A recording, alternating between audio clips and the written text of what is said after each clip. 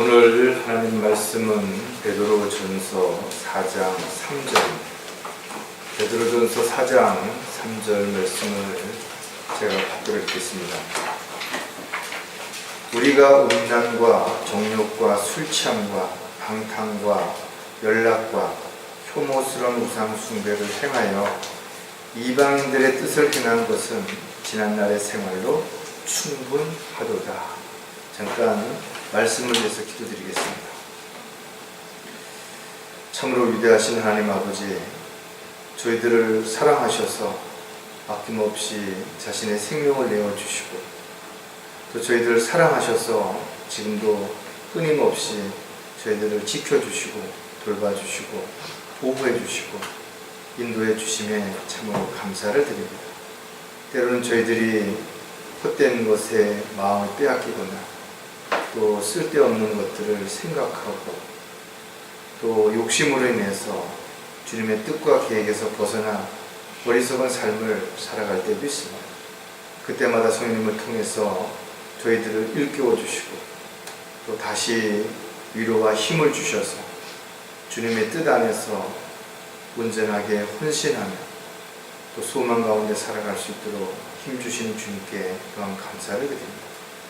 오늘도 주님께서 보여주신 말씀 위에 기름 부어주셔서 그 말씀을 듣는 모든 회중들에게 다시 한 주를 살아가는 데 있어서 큰 위로와 힘을 얻을 뿐만 아니라 영적인 양식이 될 수 있도록 인도해 주시옵소서. 다시 오실 주님을 기다리는 소망 가운데 힘들고 어렵지만 잘 이겨내고 견뎌낼 수 있도록 도와주시옵소서. 달려갈 길을 마치는 그 순간까지 단 한 사람도 낙오하지 않도록 실족하지 않도록 끝까지 지켜 보호해 주시옵소서. 다시 오실 우리 주 예수 그리스도의 이름으로 기도드렸습니다. 여러분들은 과거에 어떻게 사셨습니까? 주님을 만나기 전에 여러분들이 어떻게 살아오셨는가를 한번 돌아보면 그 이후에 나는 무엇이 바뀌었고 무엇이 달라졌는 것인가이겠죠. 여러분들이 주님을 만나기 전에 또 잘 살았다면 후회하지 않겠죠. 또 여러분들이 잘못 살았다면 여러 가지 생각이 날 것입니다. 하지만 중요한 것은 과거에 어떻게 살았든 과거는 이미 지나간 것이에요. 중요한 것은 지금 어떻게 사느냐가 중요한 것이고 또 앞으로 주님 오실 때까지 어떻게 살 것인가가 더 중요하다는 것입니다. 그리스도인으로 살아가는 것은 결코 쉽지 않습니다. 올바른 신앙생활을 한다는 거 마찬가지예요. 그러나 사람들이 대부분 힘들고 어렵다고 말하는 것들을 생각을 해보면 가장 기본적인 것들을 소홀히 하고 또 그런 것들에 대해서 무관심하기 때문에 오히려 힘들어지는 것이죠. 운동선수들은 가장 기본적인 준비 운동을 빼놓지 않고 매일 합니다. 또 특히 시합에 앞서서는 더 철저하게 준비 운동을 통해서 혹시라도 있을 안전사고를 대비하는 것입니다. 음악을 하는 사람들도 마찬가지예요. 연주회를 앞두고 수없이 반복적으로 같은 곡을 연주를 하는 것이에요. 그뿐만 아니라 평소에도 가장 기본적인 스케일들을 끊임없이 반복함으로 인해서 자신이 혹여라도 연주를 할 때 손이 묻어질까 봐 또는 어떤 감각이 떨어질까 봐 끊임없이 반복하는 것입니다. 우리가 운동을 하는 데 있어서 가장 기본이 되는 것은 바로 강력한 파워의 힘이겠죠. 그러나 파워만 갖고 되는 것이 아니라 유연성도 필요하다는 것이죠. 또 빠른 스피드도 필요하다는 것이죠. 이처럼 사람이 살아가는데 먹어야 하고 입어야 하고 또 쉴 공간인 집이 반드시 필요한 것입니다. 그리스도인들이 신앙생활을 하는 데 있어서도 어떻게 보면 가장 기본적인 것들이 있겠죠. 성경은 그것을 믿음과 소망과 사랑이라고 기록하고 있습니다. 어떻게 보면 가장 기본적인 것이지만 가장 중요한 것들이에요. 이 세 가지 중에 무엇 한 가지라도 소홀하게 된다면 균형과 조화가 깨져버리는 것이죠. 그러니까 한쪽으로 치우치게 되는 것이고, 그렇게 되면 어느 한순간에 무너져 내리고 또 자신의 믿음이 한순간에 흔들리게 될 수밖에 없다는 것이죠. 따라서 오늘 우리가 신앙생활을 하는 데 있어서 정말 실천해야 될, 반드시 실천해야 될 것들이 너무나 많이 있지만 그 중에서 가장 기본적인 몇 가지를 한번 생각을 해보려고 합니다. 그래서 오늘 설교 제목은 신앙생활을 위해 실천해야 할 3가지입니다. 어떻게 보면 우리가 다 지식적으로 아는 것들이에요. 이미 여러분들이 성경을 여러 번 읽었고 그동안 오랜 기간 동안 설교를 들었고 또 여러분들이 나름대로 하나님의 말씀을 묵상하고 있기 때문에 대부분 다 알고 있는 부분들이지만 실질적으로 그러나 여러분들이 신앙생활을 통해서 그것들이 실행에 잘 옮겨지지 않는다는 것입니다. 왜냐하면 여러분들이 때로는 육신적이기 때문에 또 세상적인 삶을 추구하기 때문에 욕심을 버리지 못하기 때문에 헛된 것에 마음을 빼앗기기 때문에 결과적으로는 알고 있으면서도 가장 기본적으로 지켜야 하는 부분들을 잘 지키지 못할 수 있다는 거예요.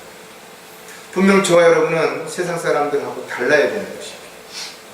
가치관도 달라야 되는 것이고 삶의 목적도 달라야 되는 것이고 또 소망하는 것들도 분명 달라야 할 것입니다.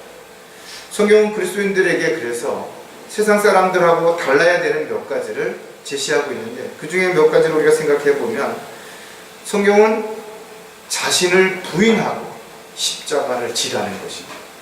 세상적인 기준하고 다른 것입니다. 세상적인 사람들은 자신을 드러내요. 뭔가 무겁고 힘든 거는 다른 사람한테 미루고 자기는 편안하고 즐겁고 신나게 살려고 하는 것이 분명 대비가 되고 있다는 거예요. 또 성경은 종으로서 권리를 포기하라는 것이에요. 근데 사람들은 모두 자신의 권리를 주장하고 있다. 그러다 보니까 책임과 의무를 소홀하고 오히려 권리만 주장하다 보니까 목소리만 커지고 점점 세상은 혼란스럽게 되는 것을 우리가 볼 수가 있습니다. 성경은 종으로서 주인의 명령에 철저하게 복종하고 순종하라고 했음에도 불구하고 세상 사람들은 모두가 주인 노릇을 하려고 합니다. 모두가 자기가 지시하는 입장에서 가르치는 입장에 서기를 원한다라는 것입니다. 또 성경은 오직 주님을 기쁘시게 하기 위해서 우리가 무엇인가를 해야 되는데 세상은 자신을 기쁘게 하기 위해서 다른 사람이 어떻든 어떤 상처를 받든 상관없이 그렇게 살아가려고 한다라는 거예요. 성경은 매일 자신을 죽는 것으로 여기라는 것이에요. 그래야만 내가 아니라 나를 통해서 하나님의 영광이 드러날 수 있음에도 불구하고 세상 사람들은 자신의 영광을 드러내기 위해서 자신의 모든 것들을 자랑하고 의시되 다른 사람들을 오히려 무시하고 함부로 대하는 것들을 우리가 볼 수가 있다는 것이죠. 특히 성경은 나그네 시절을 두려움 가운데 지내라고 했습니다. 왜냐하면 곧 주님을 만날 것이고 주님을 만나면 자신이 어떻게 사는 것인가에 대한 평가를 받게 될 때 수치와 부끄러움을 당하지 않기 위해서라는 것이죠. 하지만 세상은 그렇지 않습니다.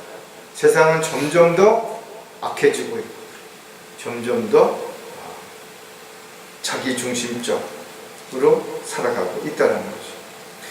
누구나 신앙생활을 한다는 것은 쉽지 않습니다. 많은 문제가 있고 어려움이 있고 시련과 고통과 역경들을 견뎌내야 되기 때문에 또 고난을 반드시 이겨내고 견뎌내야 되기 때문에 그렇습니다. 하지만 우리가 신앙생활을 통해서 반드시 실천해야 될 것들이 있기 때문에 그런 것들을 소홀히 했을 때 하나님의 영광이 드러날 수 없고 또 그로 인해서 자신으로 인해서 오히려 하나님의 영광이 가려지는 일이 일어날 수도 있다는 것이죠. 따라서 오늘 우리는 몇 가지를 또 한번 생각을 해보려고 합니다. 신앙생활을 위해서 실천해야 할 것 중에서 첫 번째가 언제나 사랑으로 행해야 한다는 것입니다. 어떻게 보면 말은 쉬울 수 있어요. 또 많은 사람들이 자기는 사랑으로 그렇게 행하고 있다라고 이야기한다는 것입니다. 어떤 사람이 저한테 물어봤어요. 정말 하나님을 사랑하십니까? 아니면 좋아하십니까? 언뜻 들으면 사랑하는 것과 좋아하는 것이 비슷해 보일 수도 있고 아니 같아 보일 수도 있어요. 또 행동으로 봤을 때는 잘 구별이 안 될 수도 있어요. 긍정적으로 나타나는 부분들에 있어서는 또 동일한 것처럼 보일 수도 있어요. 그러나 사랑하는 것과 좋아하는 것은 분명히 다른 것입니다. 몇 가지 예를 들어보면 좋아하는 것은 나로 인해서 상대방이 행복하기를 원하는 것보다는 상대방으로 인해서 내가 행복하기를 원하는 것이, 이것이 다른 것입니다. 좋아한다는 것은 누군가 필요한 사람이 내 옆에 있어 주기를 바라는 것이, 그러나 사랑하는 것은 내가 그 사람 옆에 있기를 원하는 것입니다. 이것이 다른 것이에요. 뿐만 아니라 좋아하는 것은 나의 욕심을 채우기 위해서 필요한 것이라면 사랑하는 것은 오히려 상대를 위해서 내 욕심을 버리는 것이에요. 그러니까 다르죠.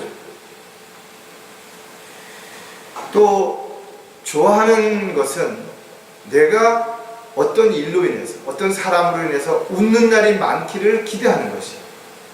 그러나 사랑하는 것은 오히려 상대를 위해서 내가 울어야 할 때가 더 많이 있을 수 있다는 것입니다. 우리는 하나님을 사랑한다라고 말하는 것입니다. 또 성경은 하나님을 좋아하라고 기록한 것이 아니라 하나님을 사랑하되 어떻게? 마음을 다, 정성을 다, 힘을 다, 혼을 다해서 사랑하라는 것입니다. 어떻게 지체들을 사랑하는 것이냐? 내가 너희를 사랑한 것 같이 그렇게 사랑하라는 것이죠. 사실은 많은 사람들이 사랑한다라고 말하지만 하나님을 사랑함으로 인해서 뭔가를 하는 것이 아니라 자기가 좋아하기 때문에 그 일을 하는 것이죠. 성경은 사랑하는 마음이 없이 하는 것들은 특히 사도 바울이 고린도에 편지하면서 네 가지를 분명하게 제시하고 있는데, 하나는 이것입니다. 사람들과 천사들의 방언들을 말한다 하더라도, 정말 놀라운 어떤 부분들을 말로 표현한다 하더라도 사랑이 없으면 소리나는 노시나 시끄러운 괭가리가 같다 했죠. 다른 사람에게 소음처럼 들리는 거예요. 자기는 좋아서 노래를 신나게 부를지 모르지만 그것이 그 노래에 관심이 없는 사람들 또는 그 노래를 듣기 싫어하는 사람들에게는 소음으로밖에 들리지 않는다는 거예요. 예언의 은사가 있어서 모든 신비와 모든 지식을 알고 또 산을 옮길 만한 믿음이 있다 하더라고요. 종교적인 열성을 가진 사람들이 이런 걸 자랑한다. 나는 어떻게 했다. 나는 얼마만큼 많이 기도했고 나는 어떻게 생활을 했고 믿음으로 뭘 했다라고 자랑한다. 그러나 사랑이 없으면 성경은 뭐라? 아무것도 아니라는 것이죠. 그냥 단지 사람들에게 보이기 위해서 무언가를 하는 것이라면 하나님 입장에서 보면 아무것도 아니라는 것이죠. 심지어는 이렇게 또 기록하고 있습니다. 모든 소유를, 그러니까 자기가 가지고 있는 소유를 집이든 논이든 밭이든 다 팔아가지고 가난한 사람을 구제했다 이거죠. 또 심지어는 내 몸을 불사르게 내어준다. 정말 먹지도 않고 잠도 잘 하지도 않고 자지도 않고 다른 사람을 희생하고 헌신하고 자원봉사자로 살아갔다 하더라도 하나님의 사랑이 없다면 아무 유익이 없다는 거죠. 이 세상에서는 칭찬을 받겠죠. 존경을 받을 수 있을지 모르고. 그러나 하나님 앞에서는 그 어떤 것도 평가될 수 있는 것이 없다는 거죠. 그래서 그리스도인들이 살아가는 데 있어서 가장 기본이 되어야 되는 것이 무엇이냐? 바로 사랑이라는 것입니다. 모든 것을 행하기에 앞서서 정말 사랑으로 행하고 있는지 아닌지를 정확하게 살펴볼 필요가 있는 것이고, 또 사랑으로 내가 행하고 있다면 그것이 성령의 열매로 반드시 드러내요. 그래서 성령의 열매가 9가지가 있지만 이 모든 것을 하나의 열매로 보는 것이고, 그 가장 중심에 뭐가 있어요? 바로 사랑이 있다는 거예요. 사랑이 있기 때문에 참을 수 있는 것이고, 사랑이 있기 때문에 믿을 수 있는 것이고, 사랑이 있기 때문에 나눌 수 있게 되는 것이기 때문에 그렇습니다. 따라서 사랑의 배경이 되어 있지 않은 상태에서 형식적이고 가식적으로 행하는 모든 것들은 그것이 아무리 대단한 종교적인 열성이라 할지라도 하나님 보시기에는 오히려 가증스러운 것이 되는 것입니다. 육신의 열매가 될 수밖에 없다는 것입니다. 그렇다면 언제나 사랑으로 행하는 사람들은 어떤 또 특징을 갖고 있는지를 우리가 몇 가지를 먼저 생각을 해볼 겁니다. 그 첫 번째가 아낌없이 줄 수 있기 때문이라는 것입니다. 하나님께서 우리를 사랑하실 때 어떻게 사랑하십니까? 사랑받을 만한 자격이나 조건을 갖췄기 때문에 사랑한 것이 아니라 우리는 죄인이었을 때 하나님께서 우리를 사랑하셨다는 거죠. 그래서 자신을 아낌없이 우리의 죄값을 대신해서 내어주신 것입니다. 십자가를 지신 것으로 끝난 것이 아니라 죽기까지 하셨다는 것입니다. 여러분, 누군가에게 무엇인가를 주려고 할 때 순간 아깝다든지 뭔가 망설여지는 그런 마음이 들어진다면 사랑하는 거 아닙니다. 체면 때문에 어쩔 수 없이 줘야 되는 것이기 때문에 주긴 주지만 좀 뭔가 마음이 소원하거나 아깝다라는 생각이 든다는 것이죠. 따라서 사랑한다면 주고 더 주지 못해서 마음이 안타까운 마음이 들고 있다면 정말 사랑하는 것이죠. 여러분들이 무언가 좋은 걸 보았을 때, 또 좋은 음식을 만나게 됐을 때 누군가 생각이 나는 사람이 있다면 그 사람 사랑하는 사람이 분명하다는 것이죠. 사랑하는 사람과 나누는 것은 오히려 더 큰 기쁨을 주는 것이죠. 그러니까 내가 먹는 것보다 내가 사랑하는 사람이 먹는 것을 보았을 때 훨씬 더 기쁨이 클 수 있다면 진정 사랑하는 것이 분명하다는 것입니다. 갈라디아서 6장 6절에 말씀을 배우는 사람은 가르치는 사람과 더불어 모든 좋은 것들을 나눠 가져야 할 것이라 했습니다. 세상에서도 자신에게 도움을 준 사람들이라면, 잘해주는 사람이라면 반드시 자신에게 뭔가 좋은 게 있으면 나누고자 하는 마음이 들 거라고. 특히 하나님의 말씀 안에서 우리가 지체라면 더더욱 그런 부분들을 우리가 먼저 생각해야 된다. 가장 좋은 것을 함께 나누는 것이야말로 진정한 사랑이라는 거죠. 여러분, 사랑하는 사람과 좋아하는 사람의 차이가 뭐냐면 약속을 했을 때 누가 먼저 와서 기다리냐는 것이에요. 좋아하는 사람은 누군가가 자기를 기다려주기를 바라겠죠. 그래서 자기가 어딘 약속 장소에 갔을 때 그 사람이 먼저 나와 기다리고 있다가 자기를 반갑게 맞아주기를 원할 거예요. 그러나 사랑하는 사람이라면 먼저 자신이 가서 기다리는 것이에요. 그리고 사랑하는 사람이 왔을 때 그를 반갑게 맞아주는 것이에요. 이것이 분명 다르다는 것이죠.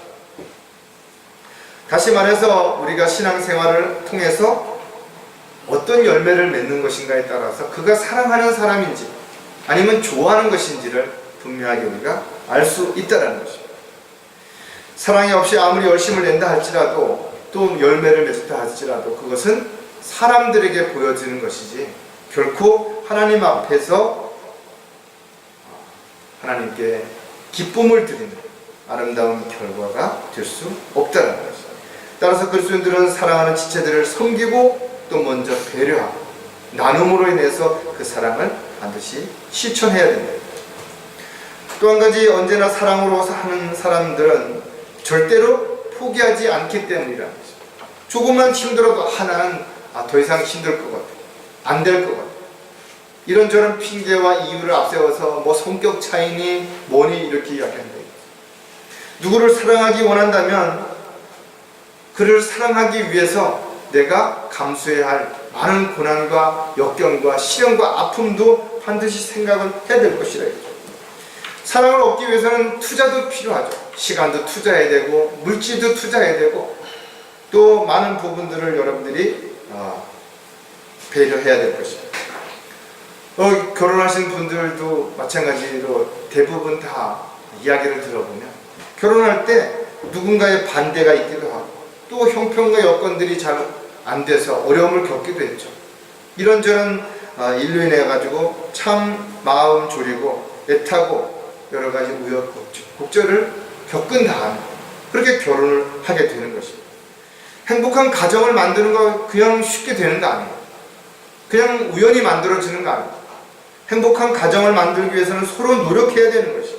서로 이해하고 배려하고 기다려주고 이런 것들이 되지 않은 상태에서 언제나 나의 어떤 조건을 맞추기를 기대한다면 또 내가 원하는 것을 해주기만을 바란다면 그 가정이 행복한 가정으로 지속되기는 불가능하다는 것입니다.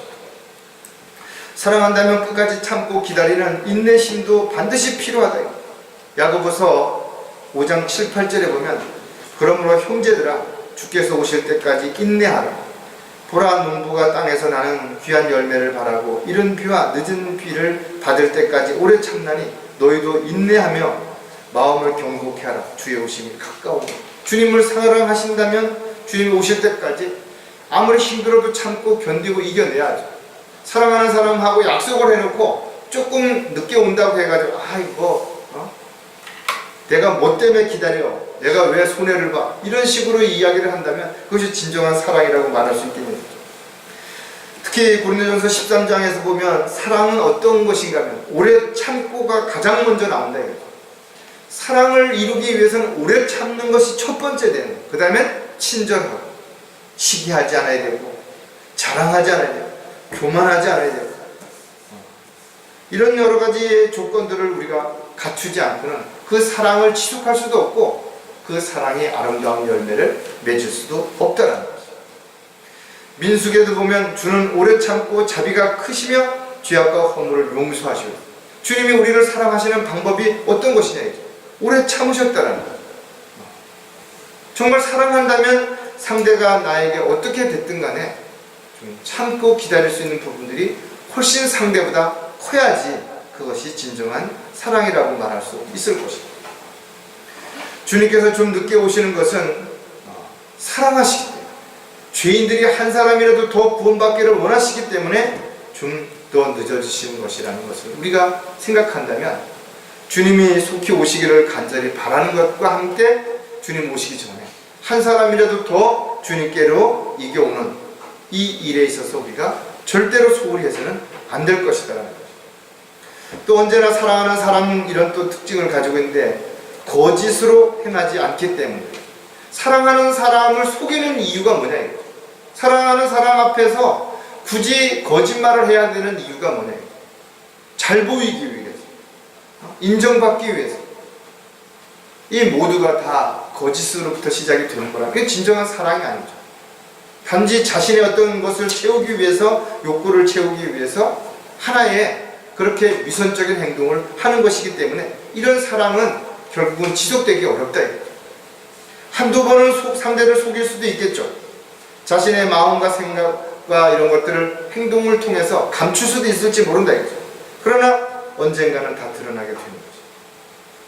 사랑하는 사람에게 체면 때문에, 자기 자존심 때문에 망설인다든지 또는 거짓말을 한다든지 이런 것은 결국은 그 사랑을 할 수 있는 기회를 놓치게 된다는 거죠. 사랑한다면 먼저 말할 수 있죠. 사랑한다. 행동으로 보여줄 수 있다. 사랑하는 것이 무엇인지를 분명하게 보여줄 수 있을 것입니다. 어떤 사람들은 그렇게 유치한 것을 어떻게 할 수 있느냐라고 말할지도 모르겠죠. 사랑은 유치한 거예요. 당사자는 진지하고 당사자는 그것이 정말 아주 숭고하고 고귀한 것처럼 보일 수 있을지 모르지만 옆에서 보는 사람이 보면 참 유치하기 그지없다 이거죠. 목소리가 바뀌어지고 행동이 바뀌어지고, 어떻게 보면은 정말 어떻게 저 사람이 저럴 수 있을까 할 정도로 손발이 오그라드는 행동들을 한다 하더라도 왜 그렇게 하는 것인가 그죠? 사랑하는 사람이 좋아하니까, 사랑하는 사람을 기쁘게 하기 위해서, 사랑하는 사람을 웃게 하기 위해서 그렇게 한다라는 것이죠. 다윗은 하나님을 사랑하기에 속옷이 보이는 것을 부끄러워하지 않고 언약궤 앞에서 춤을 췄던 것을 우리가 기억해야 된다 했죠. 그리스도인들은 사랑하는 가족이나 사랑하는 믿음의 형제 자매들 앞에서 그 사랑을 보이기 위해서 때로는 유치한 행동을 한다는 것이 부끄러운 일이 될 수 없다는 거예요. 오히려 그것은 사랑하기 때문에, 사랑하는 사람들이기 때문에만 가능한 것이기 때문에 오히려 아름다운 것이고 우리가 그런 것들을 존중해 줄 필요가 반드시 있다. 로마서 12장 9절과 10절에 보면 사랑에 거짓이 없게 하라. 악을 증오하고 선과 연합하라. 형제로 서로 다정하게 사랑하며 서로 존경하기를 먼저 하라. 사랑한다면 어떤 이유에서든지 간에 거짓을 해서는 안 된다. 이런저런 핑계와 변명을 앞세우면 안 된다. 하나님을 사랑한다고 말하면서도 하나님을 사랑하는 그 사랑하는 마음으로 행동하는 것은 항상 자신이 원하는 것, 자신이 좋아하는 것, 자신이 하고 싶은 것보다 뒷전으로 밀리면서 하나님을 사랑한다라고 고백하면 안 된다 이거죠. 하나님께서 우리를 향해 가지신 그 사랑을 우리가 알고 또 믿었으니 하나님은 사랑이시다. 사랑 안에 거하는 사람은 하나님 안에 거하고 하나님께서도 그 사람 안에 거하십니다. 하나님께서는 사랑이신 것이에요. 그리고 그 하나님께서는 우리의 마음과 생각을 다 알고 계신다는 거예요. 어떠한 변명이나 핑계 아무 이유가 소용이 없다는 거예요. 사랑을 받을 만한 어떤 조건이나 자격을 갖추지 못했음에도 불구하고 하나님께서는 아낌없이 우리를 사랑하셨다는 거예요. 우리가 아직 죄인이었을 때 그리스도께서 우리를 위하여 죽으심으로써 하나님께서는 우리를 향한 그의 사랑을 어떻게 하셨어요? 나타내셨다는 거예요. 자기가 사랑한다면 사랑한다라는 증거를 보여야 된다 이거죠. 사랑하는 증거가 전혀 없으면서 입으로만 사랑한다고 말하는 것은 거짓말이고 이것은 위선이라는 것이죠. 우리가 그분을 사랑하는 것은 그분께서 먼저 우리를 사랑하셨습니다. 우리가 하나님을 사랑하는 건 당연히 하나님께서 우리를 사랑하셨기 때문에 그 사랑하신 은혜로 인해서 감사로 인해서 우리가 하나님을 사랑하는 것입니다. 따라서 우리가 주님을 사랑하되 어떻게 사랑해야 되는 것인가요? 거짓 없이 순수하게 있는 그대로 하나님 앞에 진실되게 보여줘야 됩니다. 따라서 여러분들이 하나님을 사랑한다면 하나님 앞에 경배를 드리든 하나님 앞에 찬양을 드리든 하나님 앞에 말씀을 통해서 여러분들이 무엇을 행하든 진실되게 순수하고 꾸밈 없이 정말 하나님을 사랑함으로 감사함으로 그렇게 행하지 않는 것이라면 이것은 하나의 종교 행위가 되기 때문에 우리가 어떻게 사랑해야 되는지 또 그 사랑을 어떻게 생활 속에서 실천해야 되는지를 우리는 다시 한번 자신을 통해서 돌아보고 점검해 볼 필요가 반드시 있다. 두 번째, 신앙생활을 위해 실천해야 할 것은 하나님을 기쁘시게 해야 한다는 것입니다. 하나님을 기쁘시게 해드리기 위해서의 어떤 삶을 살아가는 것과 내가 기쁘게 되기 위해서 살아가는 것은 전혀 다른 것입니다. 그런데도 겉으로 보기에는 동일하게 보일 수도 있어요. 어떤 사람이 교회 청소를 열심히 한다 이거죠. 근데 그것이 다른 사람들에게 칭찬을 듣기 위해서 또 다른 사람들이 칭찬하니까 하기 싫은데도 불구하고 열심히 나오는 거예요. 그래서 청소를 하는 겁니다. 그러니까 뒤로는 불평 불만 있죠. 왜 나만 청소해야 되냐? 다른 사람도 청소하면 어떻냐? 왜 안 도와주냐? 이렇게 불평하게 된다는 거죠.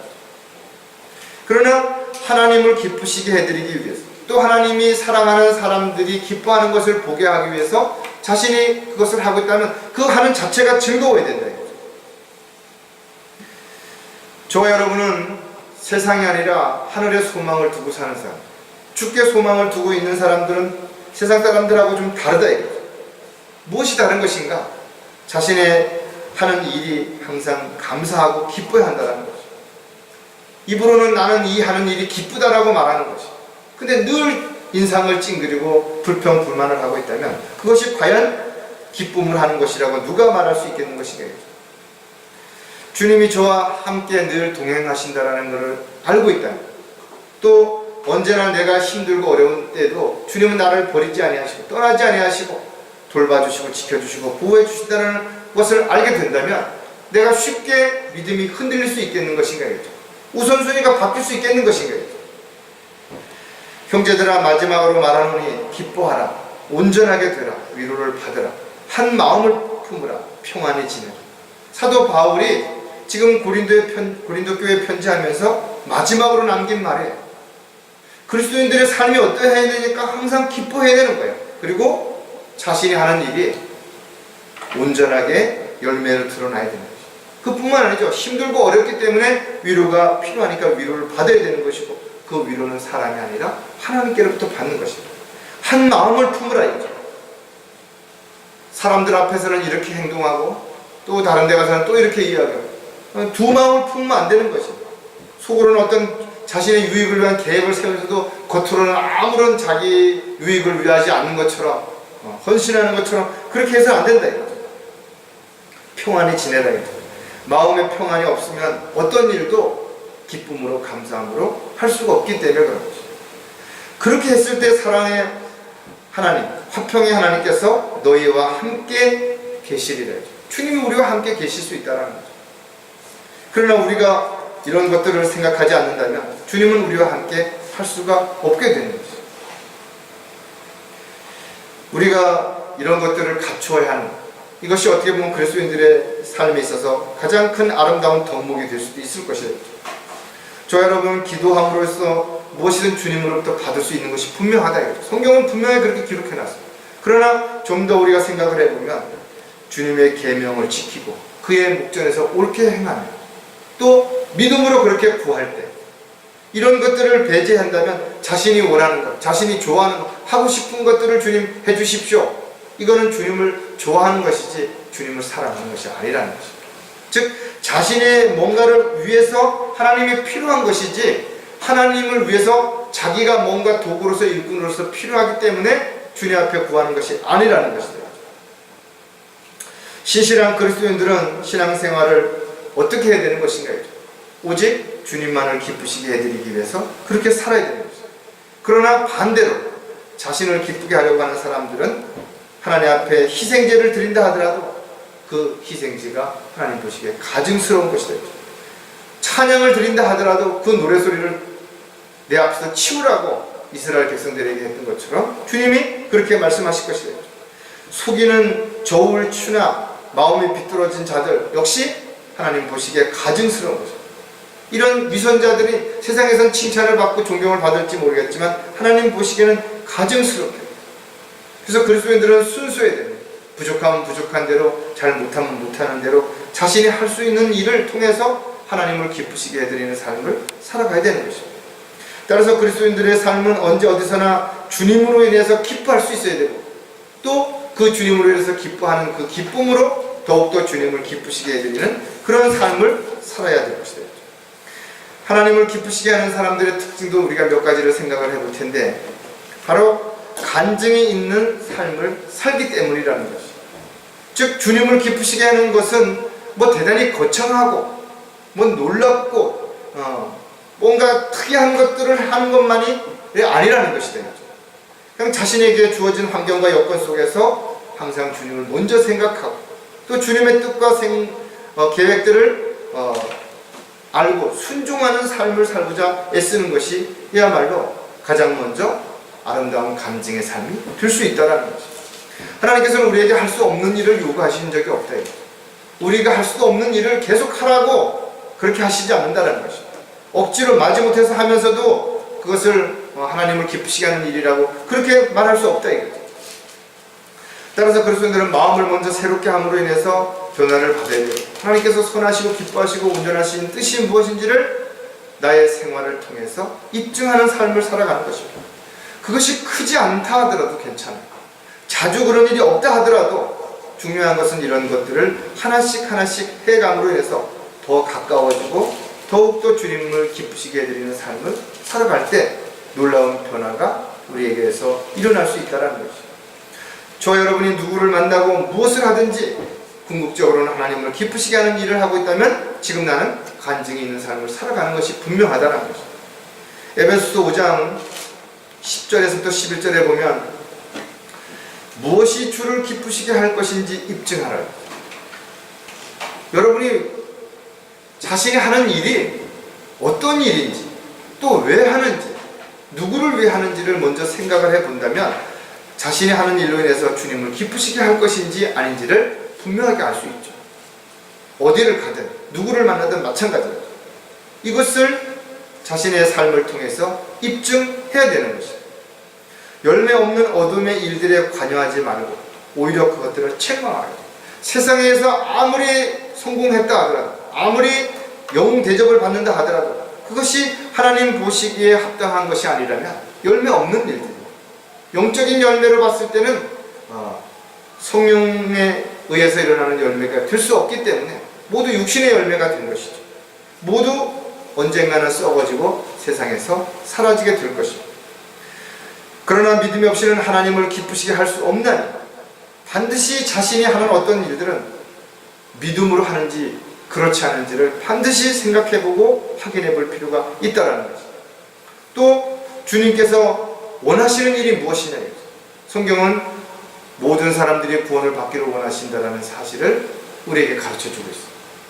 그렇다면 우리가 복음을 전파하고 진리를 증거하는 일이야말로 하나님께서 가장 원하시고 기뻐하시는 일이라 했죠. 이런 것들이 우리 생활 속에서 어떻게 열매로 드러나는 것인가를 우리가 먼저 반드시 생각해 본다면, 나는 지금 하나님을 기쁘시게 하는 삶을 살고 있는 것인지 아니면 내 자신을 기쁘시게 하면서 살고 있는 것인지를 분명하게 알 수 있다. 하나님을 기쁘시게 하는 사람들의 또 다른 특징은 자신도 기뻐할 수 있기 때문이라는 것이죠. 즉 내가 먼저 기뻐하고 또 그 기뻐할 수 있는 일을 선택하는 것이 아니라, 내가 하나님을 기쁘시게 해드리는 삶을 살고자 했을 때 어떤 일을 선택하고 또 어떤 일을 행하면 그것이 곧 내 삶에도 기쁨을 가져온다라는 것이죠. 그래서 주 안에서 기뻐할 수 있는 것은 그리스도인들에게 주신 특권이라는 것입니다. 때로는 고난과 시련과 역경 가운데서도 기뻐할 수 있다. 왜? 내가 하나님의 은혜 아래 있기 때문에, 또 소망 가운데 있기 때문에 그것이 가능하다는 거죠.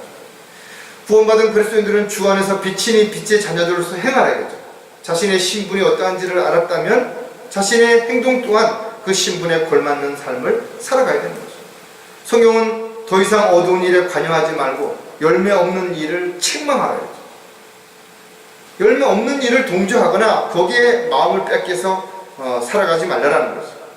또 내가 이것을 말하고 주 안에서 증거하노니 너희는 더 이상 다른 이방인들처럼 허망한 마음으로 행하지 말아라. 일확천금을 꿈꾼다든지 세상에 뭔가 부귀영화에 대해서 뭔가를 목표를 두고 있다면 가장 어리석은 삶이고, 성경은 가장 비참한 삶을 살아가는 것이라고 분명히 기록하고 있는 것입니다. 따라서 그리스도인들이 언제 어디서나 무엇을 하든지 기뻐할 수 있는 것은 주 안에 있을 때만 가능하다. 주님이 원하시는 일을 할 때만 그것이 가능하다는 것입니다. 그래서 빌립보서에서는 우리가 항상 어떻게 기뻐해야 되는지에 대한 분명한 근거를 제시하고 있어요. 주 안에서 항상 기뻐하라. 내가 다시 말하노니 기뻐하라. 너희의 관용이 모든 사람에게 알려지게 하라. 주께서 가까우니. 우리가 항상 기뻐할 때 어떻게? 주 안에 있을 때만 가능하다는 거죠. 또 주 안에서 기뻐하는 것으로 끝나는 것이 아니라, 나만 기뻐하는 것이 아니라 그 기쁨을 관대하게 다른 사람들에게도 나누라는 것입니다. 그래서 다른 지체들이 나로 인해서 위로를 받기도 하고 힘을 얻기도 하고 용기를 얻게도 할 수 있는 아름다운 간증들이 나의 삶을 통해서, 또 나의 어떤 생활 속에서의 열매들을 통해서 반드시 그렇게 드러나야 되는 것이죠. 그래서 성경은 주 안에서 받은 직분에 주의하여 그것을 수행하라는 거예요. 우리가 주 안에서 받은 직분이 무엇인지를 생각해 본다면 그것이 크든 작든 간에 그것을 수행하는 것이야말로 가장 잘하는 일이라는 것입니다. 주 안에서 기뻐하는 사람들은 늘 주님으로부터 보호받을 수 있기 때문에 안전한 것입니다. 또 믿음 안에 굳게 서 있기 때문에 흔들리지 않을 수 있다는 것. 그렇기 때문에 자신이 언제 어디서 어떤 상황에 처한다 하더라도 항상 기뻐할 수 있는 그런 삶이 되는 거죠. 왜? 그 일로 인해서 주님이 기뻐하신다는 사실을 알기 때문에. 사랑하는 사람을 기쁘게 해드리기 위해서는 자기가 참고 견디고 어려움을 감수하더라도 그것이 기쁨이 될 수 있다는 거죠. 하나님을 기쁘시게 하는 사람은 또 다른 특징은 자원함으로 할 수 있기 때문이라는 거예요. 많은 사람들이 마지못해서 일을 하는 거예요. 어쩔 수 없어서 먹고 살기 위해서 할 수 없이 그 일을 할 수밖에 없다라고 말하는 사람들이 너무 많이 있다. 그러나 하나님의 일에 있어서는 하나님이 강요하시거나 억지로 하도록 그렇게 하시지 않는다는 거죠. 저와 여러분에게 하나님께서 왜 자유의지를 주신 것인가요? 자유의지는 내 스스로 무엇을 선택하고 결정하고 실행할 수 있는 것이에요. 그러나 그것이 정말 주님을 기쁘시게 해드리는 것인지 아니면 나를 기쁘게 할 것인지에 대한 선택을 내가 한다는 것입니다. 따라서 저와 여러분이 하나님의 사역에 동참하는 것, 또 하나님의 일에 기도하는 것, 물질을 지원하는 것도 모두 자원하고 있는 것인가, 기쁨으로 그렇게 하고 있는 것인가를 먼저 생각을 해봐야 된다. 베드로전서 5장 3절에도 보면 하나님께서 맡겨주신 자들을 지배하려 하지 말고 오직 양무리의 본이 되라 했습니다. 목자로서 물론 또 집안의 가장으로서 또 아이들을 가르치는 어떤 성경 교사로서의 역할도 마찬가지겠지만 자신에게 속해 있다고 해서 그 사람들을 지배하려고 해서 안 된다 이거죠. 오히려 양무리의 본이 되라는 거예요. 성경에서의 목자의 상은 뒤에서 막대기로 양들을 몰아가는 것이 아니라 앞에 서서 잔잔한 물가로 인도하는 것이죠. 또 앞에 나가면서 양무리를 지키기 위해서 이리와 늑대로부터 지키기 위해서 싸워야 되는 것이 바로 앞에서 나가는 목자의 상이고 또 부모의 역할이라는 것도 우리가 분명히 알 수 있다. 따라서 지체들을 사랑하고 또 섬기고 하는 모든 일들이 있어서 누구에가 시켜서가 하는 거 아니라 이거죠. 먹고 살기 위해서 마지못해 하는 것이 아니라 정말 진심으로 감사함으로 기쁨으로 그렇게 하고 있는 것인가 이거죠. 여러분이 헌금을 드리는 것도 정말 자원해서 기쁨으로 드리는 것이 되어야 된다 이거죠. 누구의 눈치를 본다든지 어쩔 수 없어서 그런 돈이 없는데도 수입이 없는데도 마지못해서 뭔가를 드리기 위해서 하는 것들은 하나님을 기쁘시게 해드릴 수 없다는 거죠. 내가 증거하노니 그들은 자기들의 능력에 따라 하였고 그 능력 이상으로 자원해서 기쁨으로 행했다라는 거죠. 자신이 무엇을 하든지 기쁨으로 감사함으로 행할 수 있는 것이라면 그것은 주님을 기쁘시게 해드릴 수 있는 것이죠.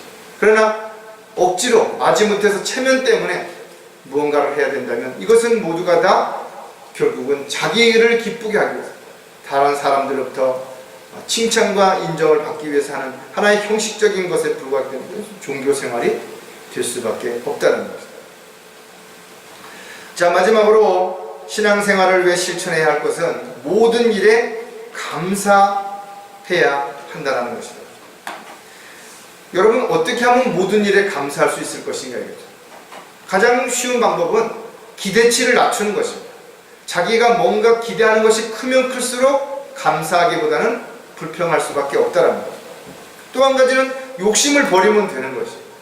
욕심을 버리면 아주 작은 것에도 분명 감사할 수 있을 것입니다. 여러분은 지금 가진 것에 대해서, 여러분이 하는 일에 대해서, 여러분들이 처해 있는 환경에 대해서 정말 감사하신 것인가요? 참으로 우리가 한번 좀 진지하게 생각해 봐야 되는 거죠. 정말 살아있는 것에 대해서, 숨 쉴 수 있는 것에 대해서, 걸어 다닐 수 있는 것에 대해서, 무언가를 먹을 수 있는 것에 대해서 아주 하찮은 것처럼 남들은 일상에서 그냥 생활하는 것들이 또 다른 어떤 사람들에게는 전혀 할 수 없거나 그 한 가지를 이루기 위해서 참으로 많은 시간과 열심을 다해서 노력하는 사람들도 있다는 것이죠. 여러분들이 무언가 할 수 있다면 감사해야 된다.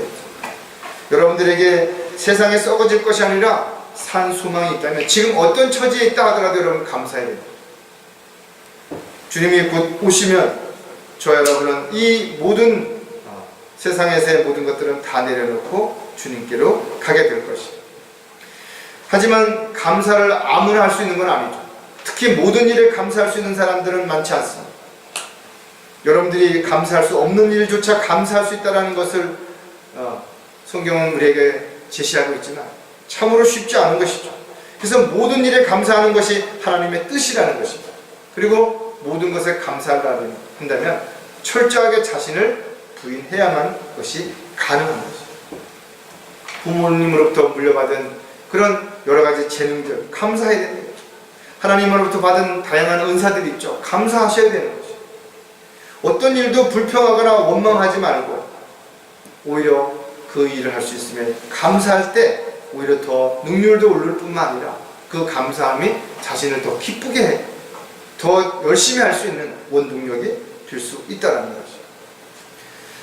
그리스도인들은 찬양을 드릴 때도 감사함으로 해야 된다. 자신이 노래를 잘 부르기 때문에 사람들 앞에 인정받으니까, 사람들 앞에 칭찬받으니까 찬양을 부르는 것은 하나님을 기쁘시게 해드릴 수 있는 일이 아닌 것입니다.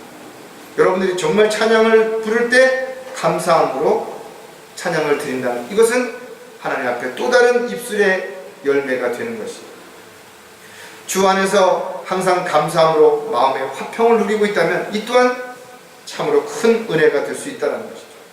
자신에게 능력을 주신 주 예수 그리스도께 감사하고 있다면 먹을 것을 주신 것에 감사할 수 있다면, 하루하루 나에게 주어진 시간들 속에서 살아갈 수 있는 모든 것들을 감사할 수 있다면, 여러분들은 매일 매 순간이 감사가 넘쳐나는 삶이 되는 거죠. 여러분 안에 불평이 제거된다면, 여러분이 욕심을 버리게 된다면, 여러분들은 더 많이 감사할 수 있을 것이고, 그 감사는 또 다른 감사를 가져오는 결과를 가져오게 될 것입니다. 자, 그렇다면 모든 일에 감사하는 사람들은 또 어떤 특징들을 가지고 있는 것인가요? 바로 즐거운 마음으로 살기 때문이라는 것입니다. 여러분들이 어떤 일을 하는데 즐거운 마음으로 한다면 감사함이 넘친다는 것을 설명하지 않아요. 증거하고 있다는 것입니다. 따라서 그리스도인들은 언제 어디서 누구를 만나더라도 언제나 밝은 모습으로 사람들을 만날 수 있어야 됩니다. 입으로는 하나님을 믿고 나서 즐겁다든지 기쁘다든지 감사하다든지 이렇게 말하면서도 늘 만날 때마다 얼굴에 수심이 가득하다든지 찌푸린 인상을 하고 있다든지 한숨을 크게 늘 쉰다든지 아니면 다른 사람을 탓하고 불평을 하고 있다면 그것이 과연 즐거운 마음으로 살아가는 그리스도인들의 모습이라고 누가 인정해 주겠는 것인가? 즐거운 마음으로 살아가는 사람들은 어떻게 알 수 있는 거죠? 그 얼굴이 밝다이죠.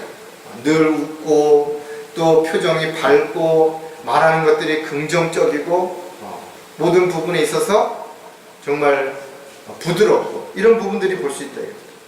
잠언 15장 13절에도 보면 즐거운 마음은 얼굴을 밝게 하지만 마음의 슬픔은 영을 상하게 하느니라 그랬어요.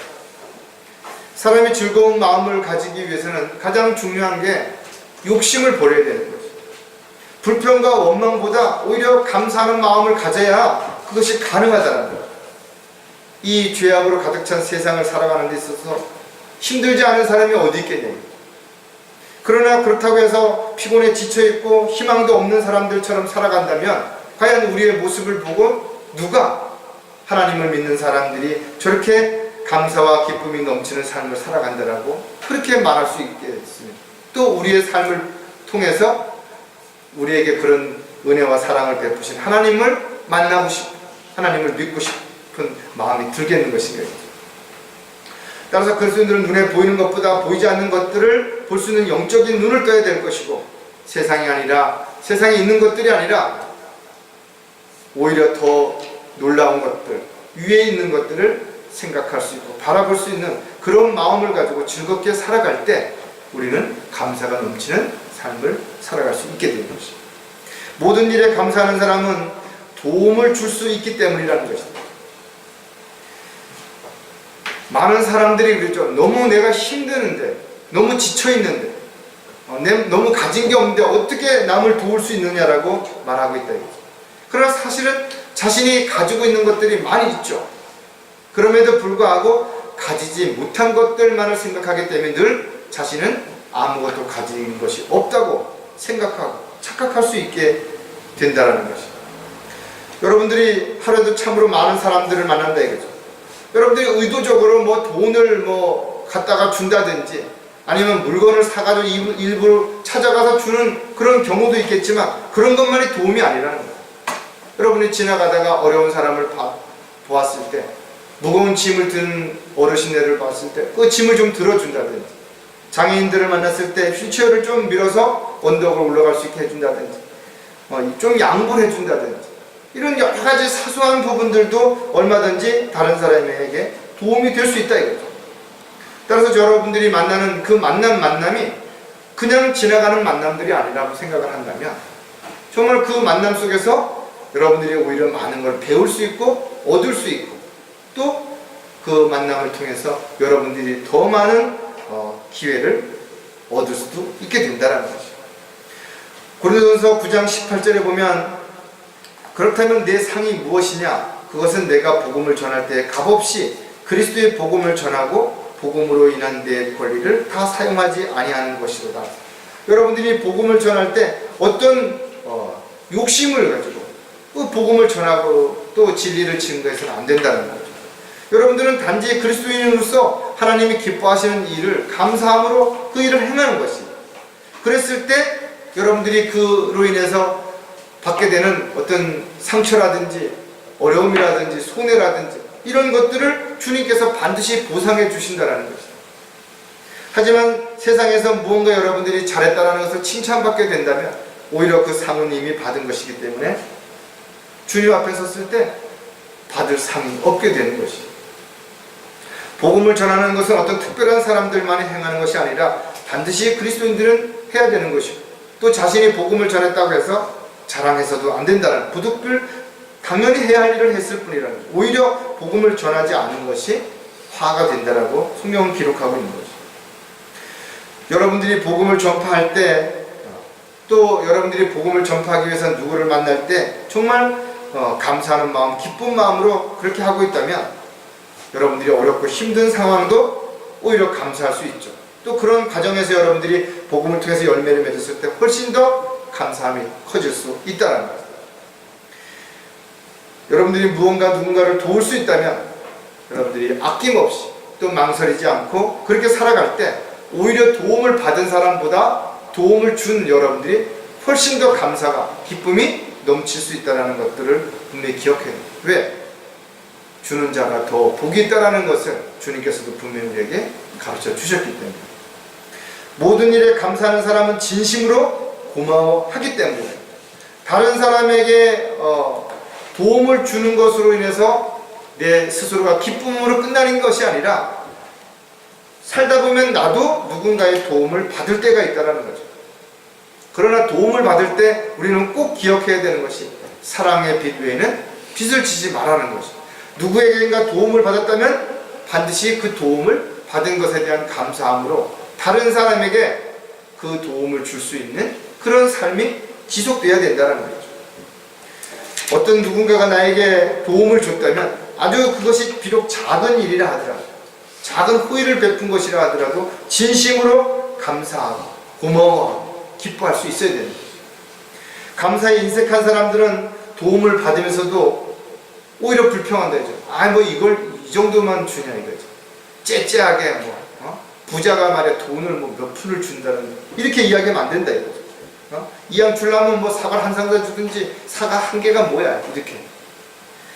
그리스도인들은 상대의 성의에 대해서 어떠한 경우에도 비난하거나 무시하거나 함부로 판단하고 평가하는 그런 일이 돼서는 안 된다.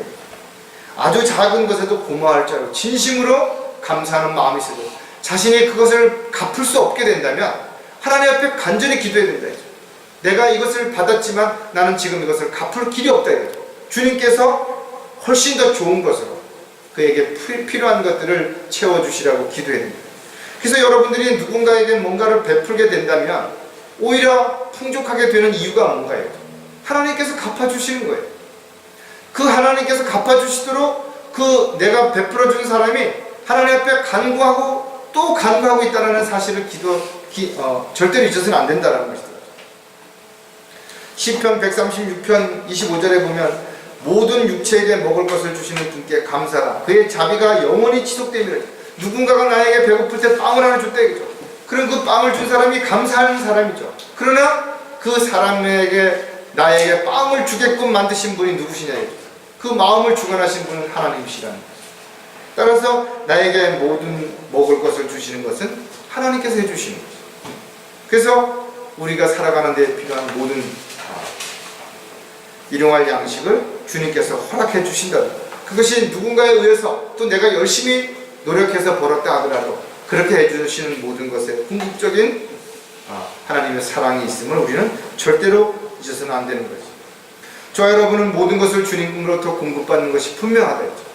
따라서 주님으로부터 받았다면 주님으로부터 받지 않은 것처럼 행동하거나 자기가 무엇을 어떻게 해서 무엇을 얻었다라고 자랑해서는 안 된다는 것이다.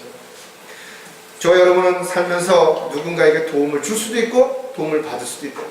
도움을 줄 때도 감사하고 기뻐해야 되겠지만 도움을 받았을 때도 감사하고 기뻐하고 또 그에게 빚을 진 것에 대한 늘 하나님 앞에 감사함으로 기도하는 저와 여러분이 반드시 되어야 될 것이다. 지체들이 마음을 써주고 따뜻하게 여러분에게 말 한마디라도 또 작은 것이라도 나누고 주고 있다면 당연한 듯이 해서는 안 된다. 저 사람은 돈이 많으니까, 저 사람은 여유가 있으니까, 저 사람은 원래 손이 커서 절대로 그런 생각을 해서는 안 된다. 그 그가 나에게 무엇인가를 나눠줬다면 그것은 그 사람이 자신의 몫을 희생했다는 것, 자신의 몫을 포기했다는 것이죠. 따라서 시간이든 물질이든 그 무엇이든 간에 누군가가 나에게 무언가를 나누어 주었다면 그것은 그 사람이 나를 사랑한다는 증거입니다. 또 내가 그에게 대한 고마운 마음을 절대 잊어서는 안 된다는 사실도 우리는 한순간도 잊지 말아야 할 것이죠. 그리스도인으로 살아간다는 건 결코 쉽지 않다 이거죠. 특히 우리가 종교 생활도 역시 사람들에게 보이기 위해서 하는 것이기 때문에 어렵다 하지만 특히 자원에서 기쁨으로 누가 보든 보이지 않든 간에 믿음으로 무엇인가를 행하는 것은 결코 쉽지 않죠. 그러나 반드시 신앙생활을 위해서 실천해야 할 세 가지를 우리가 오늘 살펴봤다 이거죠. 모든 것의 기본이 되는 것처럼 우리 역시 이 가장 기본이 되는 것들을 절대 소홀하지 않는 저와 여러분이 되시기를 주의 이름으로 부탁을 드리겠습니다. 기도하겠습니다. 하나님 아버지, 참으로 감사를 드립니다. 저희들이 이 세상을 살아가는 동안 어디에서 누구를 만나서 무엇을 하든지 항상 그 안에 하나님의 위대하신 사랑의 그 은혜가 충만한 가운데서 행하기를 간절히 원하고 기도합니다. 또 저희들의 삶을 통해서 또 저희들의 말과 행동을 통해서 모든 일들이 주님을 기쁘시게 해드리는 그런 자원에서 기쁨으로 행할 수 있는 저희들의 삶이 되게 인도해 주시고 또 저희들이 어떤 상황, 어떤 처지에 놓인다 하더라도 항상 기뻐할 수 있는 주님의 은혜와 사랑 안에서 살아갈 수 있는 저희들의 삶이 되도록 역사해 주시옵소서. 다시 오실 우리 주 예수 그리스도의 이름으로 기도드렸습니다.